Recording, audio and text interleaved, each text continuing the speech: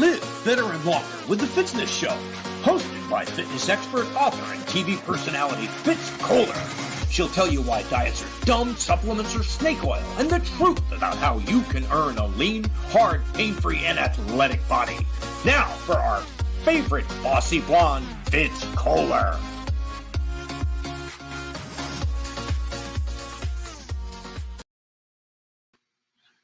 Hi team, I'm Fitz Kohler, your fitness expert and very noisy race announcer from Fitzness.com, and welcome to the Fitzness Show. Today's episode is inspired by my very last episode, which was an interview with Mike Sternfels, who had recently, within the past few years, lost almost 400 pounds. And his story, although extraordinary, is quite common for people in the same boat. And it triggered just a few conversation pieces that I would like to have with you, because I think they could be game changers for either you or someone you love and care about. So we're going to talk about that. How to support your overweight friends, family members, people you care about. It's going to require a little bit of confidence, a little bit of bravery, because it's a touchy subject, but it's an important subject, and obesity is lethal just as cancer is, just as heart disease. In fact, obesity is a precursor, is quite often a cause to or for things like cancer and heart disease and diabetes, et cetera, et cetera, et cetera. So it's certainly not the issue we want to turn our back on and pretend it doesn't exist, because it does. And if you're ignoring your own issues with obesity or someone you love, well, shame on you. Shame on you. And some of you are probably sitting there and going, damn, Fitz, that's just how I roll. I care about you. And so being honest and forthright is my obligation as an actual fitness expert. But I also just care about you. I'm a person, and obesity is not okay. And I don't care what you look like. It has nothing to do with that. It's about the quality of your life and the length of your life. And if I have to piss off a few people on the road to helping you live better and longer, I'm okay with that. So a couple things before I get deep into that discussion is, so many people are like, Fitz, that's my name, right? Not fitness. Fitz, it's hard to eat healthy on the go. The reason I can't lose weight is because I travel a lot. Well, yeah, I'm the airplane girl. I'm the platinum medallion member. I fly all the time, and I rarely sacrifice quality when it comes to the things I put in my mouth. So I just wanted to share with you the things that I put in my mouth. So right now, Dole, I've fallen in love with these Dole fridge packs. I do not work for or with Dole, but they're these kind of sizey refrigerator packs. I like peaches, there's pineapples, there's mixed fruit and mandarins, but they're delicious. And I actually put them in the fridge, and they're big chunks of fruit in there, but I eat them with a fork. I wake up and I eat them in the morning with a energy or protein bar. I have them as a snack. Sometimes I eat them before I go to bed, but I love them. And I throw them in my backpack. So I have disposable forks and this stuff, and I go with it. And that's actually how I stay lean. The other thing is, I've got this mind-boggling food item you might not recognize, but this one's called an apple. Yeah, it's an apple. So it doesn't actually have any packaging. It's very cheap to buy. I don't have to cut it, cook it, any of those things. I just jam it in my mouth, and there you go. But apple, right? And I also throw this in my backpack. And then the last thing I was going to show you was a tangerine, but I got hungry and I ate it. I forgot that I was going to show it to you. So tangerine, but you get the gist, right? It's not okay to make excuses when it comes to your health. And if you had an infant, you would never, ever, ever leave home without being prepared with nutrition for that infant. You would have the formula, you would have baby food, you would have your breast, whatever it is. You would never leave home with an infant, because the second they started freaking out, if you didn't have food, you would also freak out. And so grown-ups are also big babies when it comes to our issues with hunger. The second we get hungry, we go, oh my God, I need to eat right now, even if the only thing is deep fried food that's covered in sugar. I have to eat that. The reality is we could actually go and with the feeling of hunger for quite a bit and still be okay until we got to the healthy item. But you can prevent that altogether by just being prepared. So you bring your your fruit cup, you bring your apple. Again, box of raisins, they last forever. Some shelled nuts. I always keep shelled pistachios in the armrest of my Wrangler. Just lift it up and I eat a few. I have a little bag in there for the shells. And anyways, that's one of the ways I do it. That's how I stay lean and fit. The other thing I want to tell you about is my Boston Marathon training, which is coming great. As so many of you know, as I started this journey when I was invited to run it in late May, I never run a marathon before. In fact, I really hadn't run in about 3 years. My hip and knee injuries from kickboxing had made running half marathons so painful that I just kind of gave it up for about a year. And then I got diagnosed with breast cancer, and chemo knocked me out of running fun for a while. And so I've spent the last year since chemo doing almost nothing but strength training. Strength training. And I'm actually going to share a link because this is basically exactly what I do. When I strength train, I also use a leg press machine. There's a hamstring curl, but other than that, it's exactly this program. And so I used to be in a hell of a lot of pain with every step I took when running.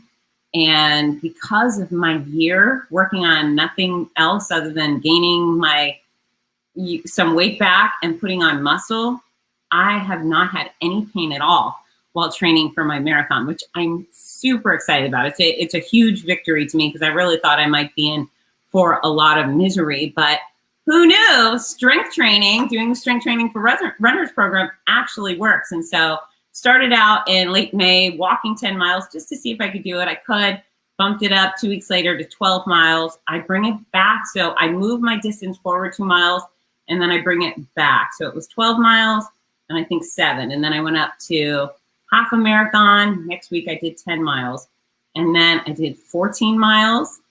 And then I think I brought it back to 10 again. And then just 2 days ago, I ran 14 miles, which is, whoa. Oh, no, that's a lie. I ran 16. Okay, where's my head? I ran 16 miles the other day and nothing hurt. Was I tired? Yes, but I didn't have any aches and pains. My hip didn't hurt. My knees didn't hurt. Bottom of my feet got a little bit sore, but magically, all that strength training has paid off. And so I'm running no more than 3 days a week in preparation for the Boston Marathon. I am stretching vigorously and aggressively every single day when I wake up, when I go to sleep. I actually sometimes just go to the gym and just stretch. I do mobility. Sometimes it's active motion, lots of reaching. I hang from the bars. I use the ropes to pull on my legs. I do all sorts of stretching, but that is vital to keeping me pain-free. I swim at least 1 day a week. And I'm strength training at least 2 days a week, depending on how sore I am post my long run. But if you have a well-rounded training plan, you should only get better, right? You should only get better and have very few setbacks. In fact, the other secret ingredient to my success so far has been I see a physical therapist every week. And that's, again, for a variety of issues. It's old hip and knee injuries and plus some nonsense from my breast cancer surgery. And then I get a massage after my long runs. And my massage therapist, Alex, is a beast. He's aggressive and he's amazing with draping. So I'm there naked and he covers me, but he's whipping my legs around, my legs doing all sorts of crazy positions I didn't think he could go in. But it's super helpful. So I hope if you are training for anything, whether it's a bike race or a running event or soccer, adult soccer, I hope you cross train. If you are one of those people who does runners who only run, you will pay the price. You will pay the price with misery, pain, probably injury. But if you cross train, if you focus on strength, flexibility, balance training, you will probably only make progress. And that's pretty special. So I feel really good. I've hit 16 miles so far. This week coming, I'm going to pull back. Again, I'm not sure, maybe I'll do 8 or 10. And then the next week it's 18 miles. So I'm a little, creeped out by it, but I'm also excited. Creepy. Is running creepy? I don't know if it's creepy, but it makes me happy. I'm making progress. All right. So encourage you to use the comment section wherever you are as we move forward. If you have anything to add to the conversation, if you have any questions, bring them. So the bulk of this episode is supporting our overweight friends, family, members and people we care about. So the other day when I was talking to Mike Sternfeld, here's Katie. Oh, Katie's a great weight loss success story too. Hi, Katie and Jason. But Mike, who had ballooned up to 600 pounds. He was 600 pounds. He was an overweight kid, which didn't really resonate with his family, I guess, because they were also overweight. But as in his 20s, he ballooned up to 600 pounds. And he ended up taking it off gradually. He had tried a bunch of dumb diets, pills, powders, that kind of stuff, found it unsuccessful. It only took his money and left no quality results in his wake. So he started walking slowly and drinking more water, cutting out soda and alcohol. It's a great episode. I think you should go back. Everyone should listen to Mike's story. It's a real inspirational one, and it's one that is profound. But we were talking about how proud his parents are, his mother and his father, and how excited they are about his weight loss and his success, because he just ran the Buffalo Marathon a month ago, and Rudy and I announced that, and we were able to welcome him pretty grandly through his finish line. But I also said, so your parents are really grateful that you're healthy now, and he mentions that they were worried he may not have a long life ahead of him. I said, when you were obese, when you were 600 pounds, did they say anything to you? And he said, no. And I said, did anybody bring it up to you and share that they were concerned about you? And for the most part, he said no, until his brother's wife got pregnant. And the brother told Mike that unless you lose weight, we are not going to allow you into our child's life. You're too much of a risk factor. I guess maybe they didn't either want her to be around his horrible habits, or they were worried baby would fall in love with Uncle Mike and quickly lose him, because, you know, you don't get to live very long when you're 600 pounds. But interesting, saddening, appalling that up until that point, nobody sat this young man down and said, hey, I'm concerned about you. This is a problem. You know, how come they weren't speaking up when he was, 275 pounds? He's 6'1", 5'10" now. He says he's 5'10", so maybe 250 pounds. How come nobody said something? How come absolutely nobody said anything when he was 300 or 350 or 400 or 500 or 600 pounds? Now, I hope you're out there and you're as repulsed and disgusted as I am. Hi, Dave. Did anyone not care about him? And I feel like Mike does have a loving family, but I also look back and I think, what the hell was going on in that clan? How come nobody said anything to him? And I know the exact reason, and I know you are too, is because they were terrified. They were terrified of hurting his feelings. Is that okay? Is that okay? You let someone smoke themselves into oblivion? You wouldn't say anything if you had a family member that was, a chimney just choking down cartons of cigarettes every day? Would you not speak up? If you had an alcoholic or a junkie in your family, would you not speak up?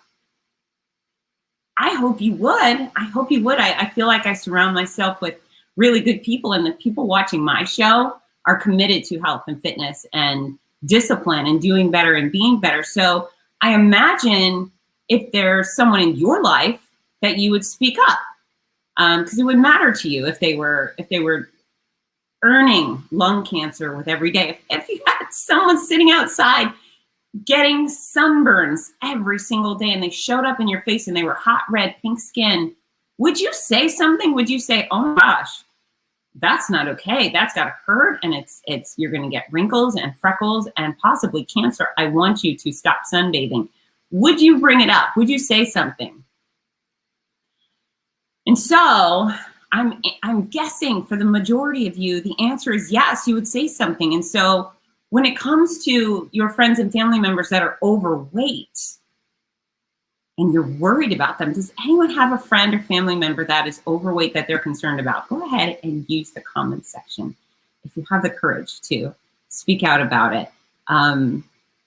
But yeah, I'm guessing there's someone you care about that is not just have a little bit of padding, and that's not what I'm talking about here. Not everyone needs to be 12% body fat with a really lean waistline. That's not where I'm going. What I'm talking about is people that are overweight, barrel chested. There's a lot of pressure on their heart. They're obviously limited in motion because they can't move very well because they're too big and out of shape. They can't sit in regular chairs without an extender, or they just can't sit in a regular chair. Those are the people I'm talking about. And we all have those people in our lives. And so the conversation right now is, how do you help them? Weight loss is independent, right? Oh, here we go. We got the running warrior, Sarah. Yeah, she's got someone she cares about who's overweight. Thank you for speaking out, Sarah. I know, I know you do. I know we all do. And I could see the eyes watching this. It'll be interesting to see who pipes up and says, yeah, I care about someone who's overweight. But weight loss obviously is a very independent thing. We can't make someone we love lose weight. We also can't make someone we love stop doing cocaine, right? It has to be driven from within. Nobody is ever successful. Even if I come over to their house, I'm like, this is what you have to do. They have to choose to do those things. But I do think it is a powerful experience when someone you love says, hey, I'm a little concerned. I love you so much, and we've been active, and I've seen a change in you, and I'm concerned for your health. Your weight has changed. Can we talk about that? I exercise a lot. I would love to guide you on exercise. If you don't know how, I would certainly come and go for walks with you, a 1-block walk. Can I help you find a nutritionist to speak to, or can I steer you towards the exact formula for weight loss? I don't think I know that it will be helpful to people. It's interesting how many people, I get the private messages, right? So as the health and fitness expert, people come to me and I hear the stories, and I have for decades now. And people feel lost when they're overweight. They feel powerless. They feel like they don't know how to make the change, even though the way to make the change is the thing they learned in kindergarten. Watch what you put in your mouth. Exercise. Activity is good for your body.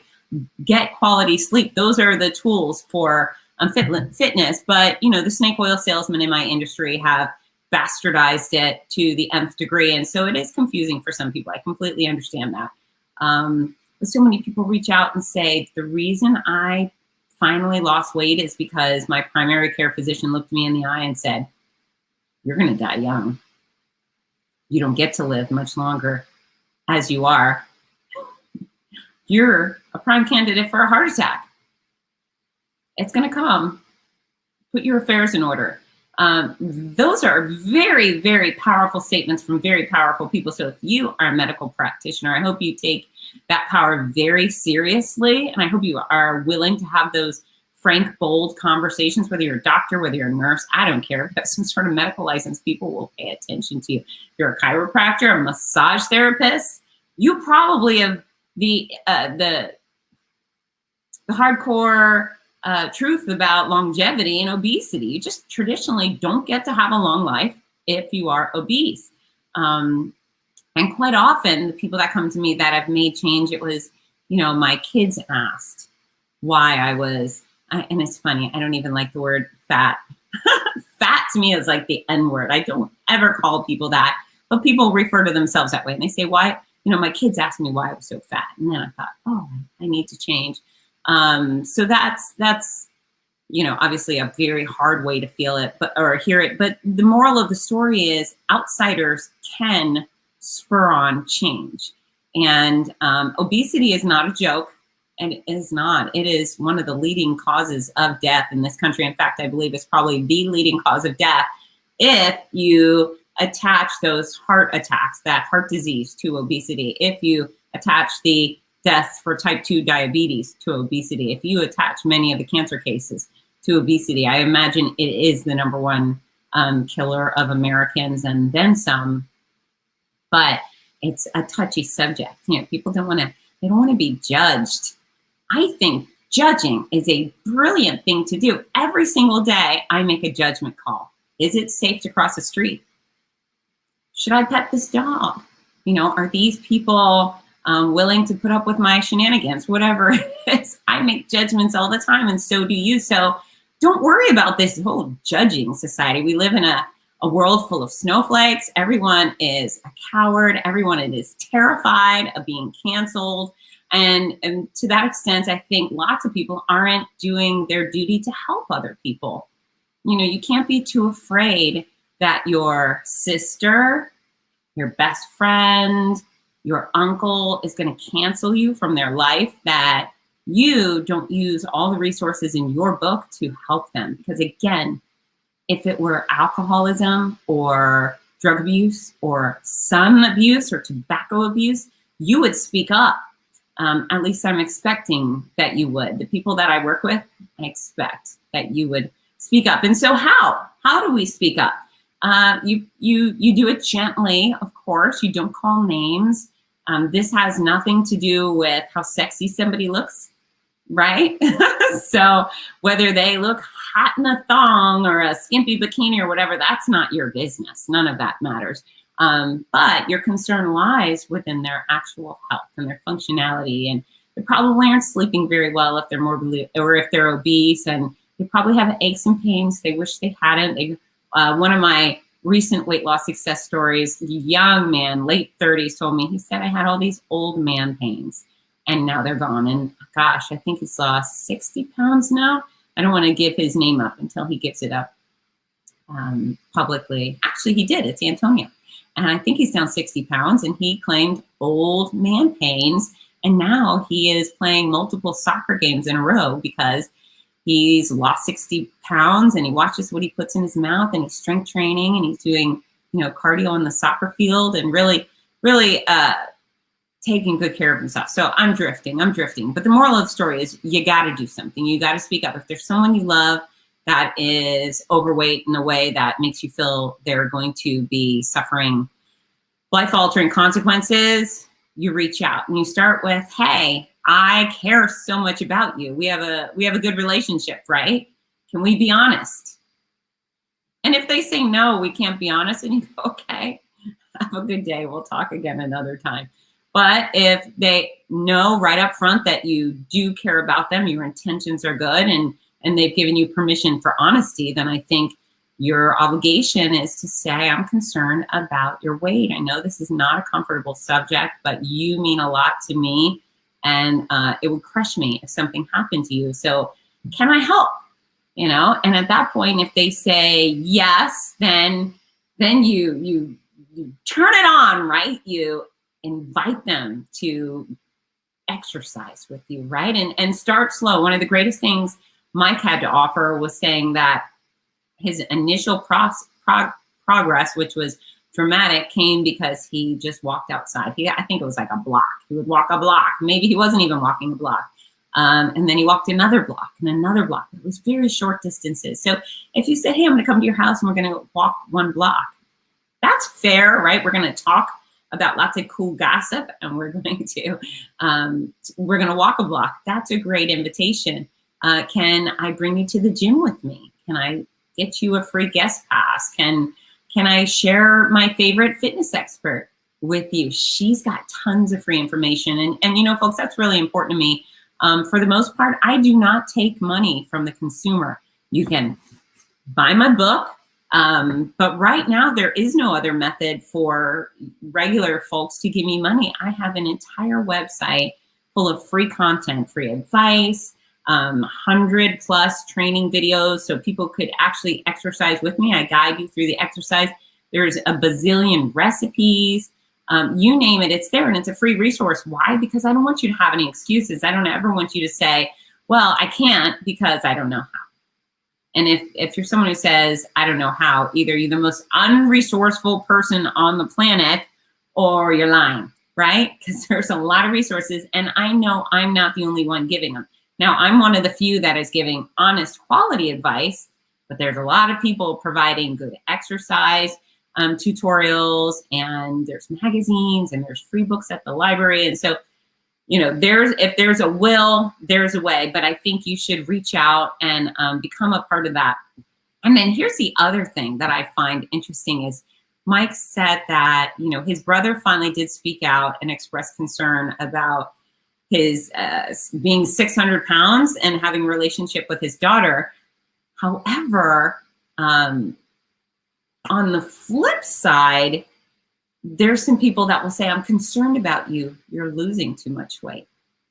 And isn't that ironic? And I have so many people I could refer to. I have a good friend, Nick. He's a police officer. And when I met Nick, he was round. He was just round. And he was funny and fun. And I love Nick. And in fact, I always call Nick my backup husband. It's like, if life doesn't work out, I'm going to marry Nick. He is such a wonderful guy.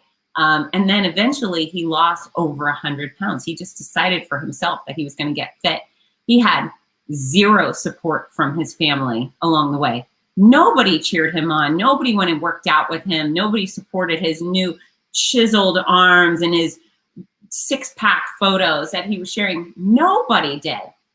And in fact, when he lost over 100 pounds and became ideal weight, and I can tell you, he was lean, but he was still strong and of ideal weight. The guy could have been on the cover of Men's Health magazine. It was at that point that the people around him said, I'm worried about you. Really? How convenient, because when he was over 300 pounds, nobody said a word. And is that cockamamie? I think that is just incredibly tacky. And maybe some people just genuinely don't understand fitness, but it's ironic that when this kid was going straight down the street of heart attack, nobody said a word. I lost weight. People are like, I'm so worried about you. Really? You're so worried about me. Now, mind you, I know that not all weight loss is good weight loss. And I was there last year. I was so scrawny. It was awful. It was not cute. It was not fun. It was not healthy. I did not like it. Of course, chemo was ripping me apart. So that was what I had to deal with. And as soon as I could put on the weight, I did. But quite often these people going from obese to trim, they're not in any way overly thin, right? They're not on the verge of anorexia. They're just kind of regular size now. Once they became regular size, people I'm so worried. So I think that's interesting. And then I have another wonderful friend of mine who has lost a ton of weight since we've met. And her family told her that she should stop trying because they are fat people and she will never lose weight. She will never be fit. And I just, that's the type of thing that makes your jaw drop, makes you think, holy cow, did you actually say? But yeah, many families have a culture of obesity. In fact, I think the majority of families we see the majority of families we see where they're all overweight, it's not genetic. It's the amount of people that are genetically overweight beyond their means, beyond what their behavior can prevent, is infinitesimal. You cannot even see that number. So anyone who's carrying around extra weight, they did that, and perhaps it's medical steroids. I know there's anomalies, and some of you will be like, I am on steroids for this. I get it. You're the strange one. But for the most part, whatever you are right now, you did that. You chose that for yourself. And so hopefully you look in the mirror and you're like, oh, I'm so proud of me. Look what I did. I feel great. I feel strong. I've been putting in the effort and it's paying off. But if you haven't been putting in the effort, whether it's in the kitchen or at a restaurant or exercising, you did that, right? So if there's some extra weight around your waistline or your hips, or you're immobile, you're tight and weak because you don't stretch, you did that. So I mean, it's cultural. When we see obese families, it's families who have the same traditions. They keep passing down the same bad eating habits. They keep passing down the same lack of exercise. They're not the family who's like, let's go join a bunch of sports teams. Let's do a 5K. Let's play some football on Thanksgiving Day. That's not their culture.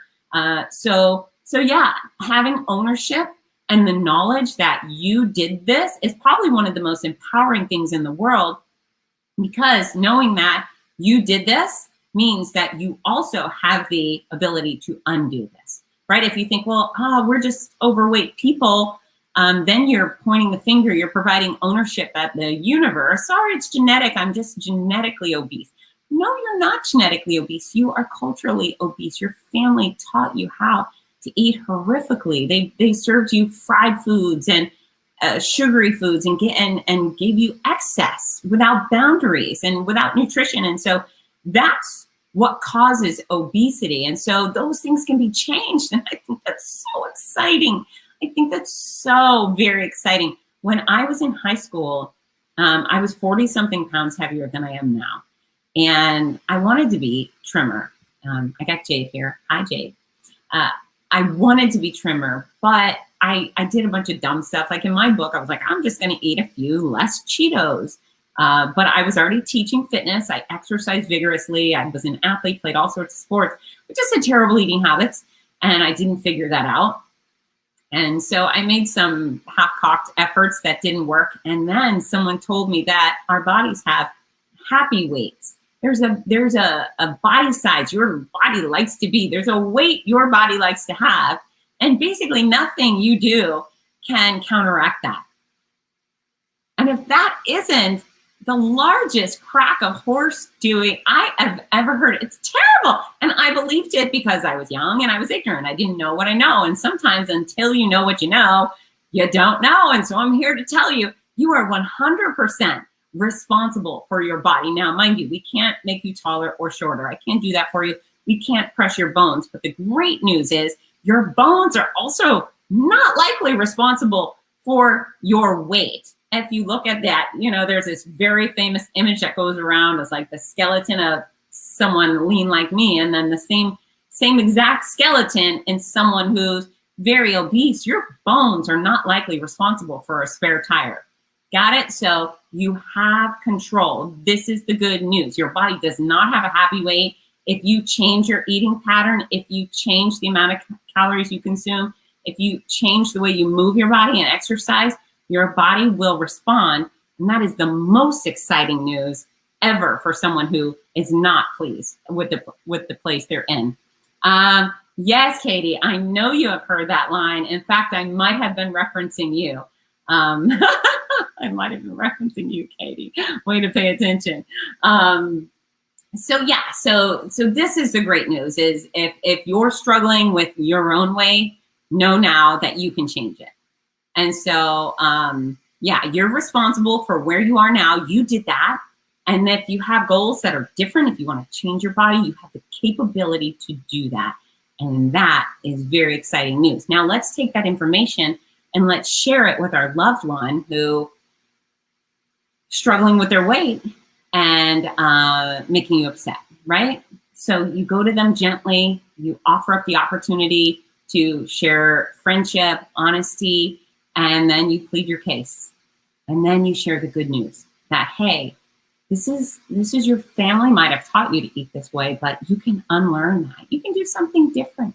We can all do something different. I mean, there's a lot of families who choose to be in debt.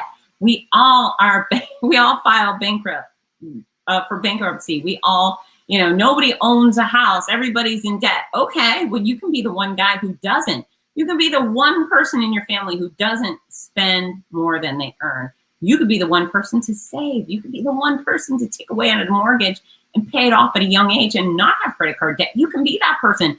Just because those other people do those things does not mean you have to do those things. And so having control, knowing that you have tremendous power over your own life, your own body, your own success, I think is thrilling news. It took me a while to learn it. I mean, there's certain tenets that I grew up with. And then once I left the home and I went to college and I started seeing the world, I started discovering that, I didn't have to do exactly what I was raised to do. I could veer off on a different and better path. And I have chosen that. And so life's all about choices. I hope that some of you have stayed tuned in because there's someone in your life that you're considering having that conversation with. I hope you have it. I hope you have it. I don't think it's going to go awry. Now, mind you, that person potentially may be a little cranky with you up front. But I feel like in the long run, they are going to consider your words and perhaps come back and say, yeah, I could use a little help. I agree. Nobody likes being overweight. Nobody likes it. Nobody likes being obese. And I'm blanket statementing. Perhaps there's one person out there that's like, I prefer to be 600 pounds. I just don't think that's the case. And, you know, for so many of the wonderful people that I've counseled through weight loss, they all say the same darn things, is that when they were overweight, they were very insecure. They avoided social situations. They were fearful of what people were thinking of them.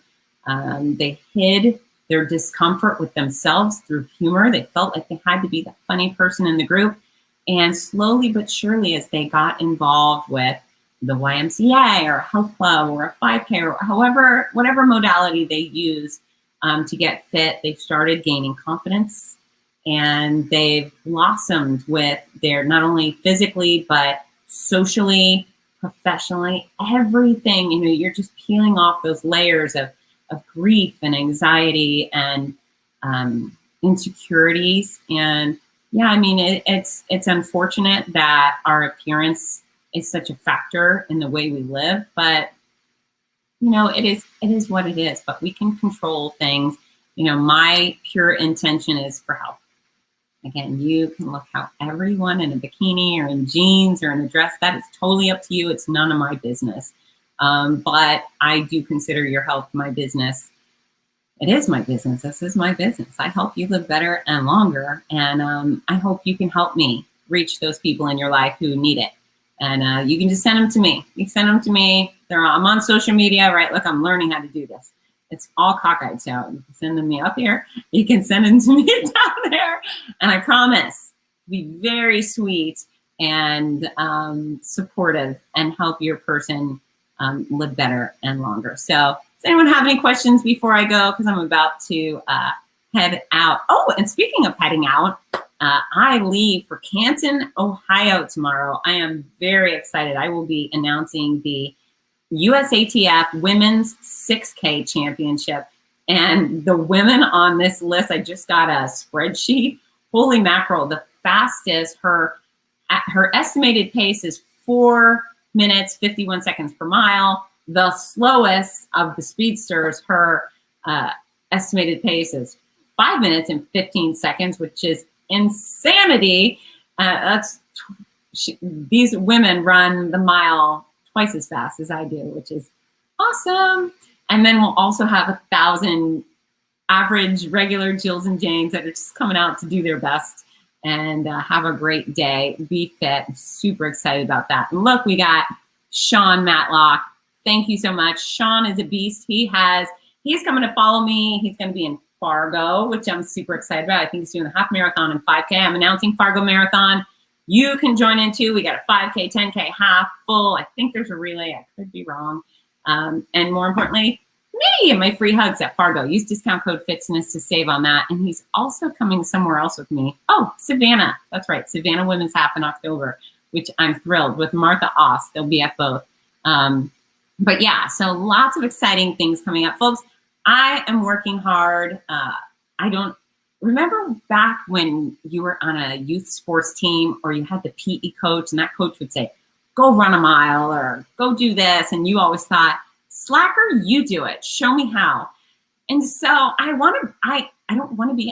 that person. You know, I walk the walk. I'm out there struggling and suffering like you are, trying to do better and be better. And yeah, I'm in it with you. And I think that's one of the greatest things about us is that we're the same, right? We're the same. I'm the bossy, noisy one on fitness. But other than that, we're the same. And we can do hard things. This is what I've been told. We can do hard things. So if you haven't already done so, follow me at Fitzness on Instagram, YouTube, and reach out. Tell me how your conversations went. I love you guys. Have a wonderful week and get to work. Bye, team.